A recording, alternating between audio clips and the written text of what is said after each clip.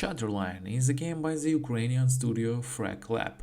Some of the developers are former members of Crytek Ukraine who worked on other scenes on Warface. The studio's first game, Shatterline itself, was originally developed in collaboration with Wargaming, but the studio parted ways a few months ago. We have already played this project and share our impressions. In 2018, an alien infection attacks on the Earth, which turns people into glass monsters and terraformers the planet itself under its own appearance. Among all the chaos are people immune to the plague of the 21st century, opposing the invader who has already lost many worlds. Unfortunately, at this stage of the development of the game, there were really one prologue missions, and the one is linear as possible as performs the functions of training level. The rest of PvE tasks have a short briefing to justify the shooting of glass monsters and do not contain any interesting story. Also, in the dialogues during the mission or the expedition, the details of this world and the main characters remaining behind the scenes are minimally revealed. From the modes there are expeditions, PvP and weekly activity. Expeditions work on a roguelike system. A team of 3 heroes is landed each time as a different point on the big map, and you need to complete 4 stages. Each subsequent one is more difficult than the previous one. Standard sets of weapons and abilities do not work here. We start the game with pistol and improved weapons. Passive and abilities are obtained, and reinforcement points that need to be repulsed. Weapons and perks are also randomly generated.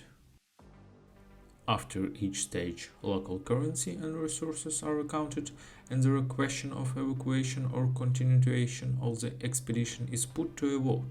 In the event of the evacuation, the team needs to get the evacuation point and wait for the helicopter to arrive by shooting the enemies. Evacuation allows you to save all the swag received, and if the squad decides to move on and dies during the stage, then they receive only half of what they earn. Complicate the task, and the level of radiation which with each flint of the scale makes opponents stronger, gives them different abilities such as shields. I haven't played much in PvP, and it's hard to me to say something about the balance.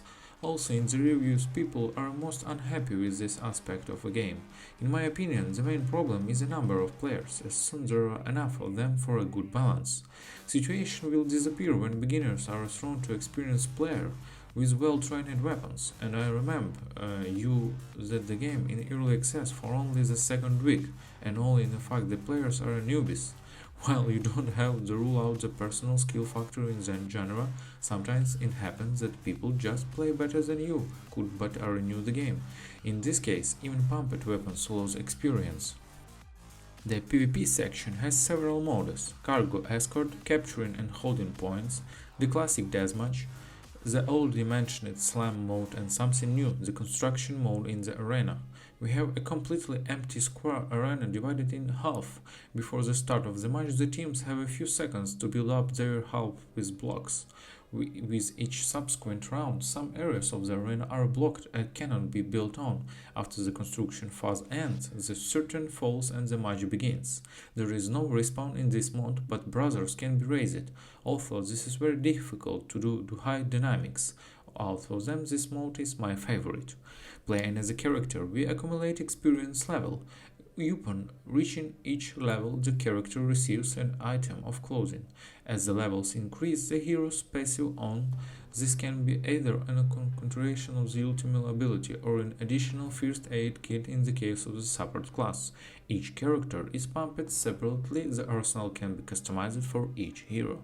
There are 25 types of weapons in total, divided into 5 classes and 5 ranks. Like the characters, each weapon is pumped separately. You only need to use it in the battle. With pumping, access to different models opens up. If you have played other online shooters, then the principles are familiar to you. What will they ask for money?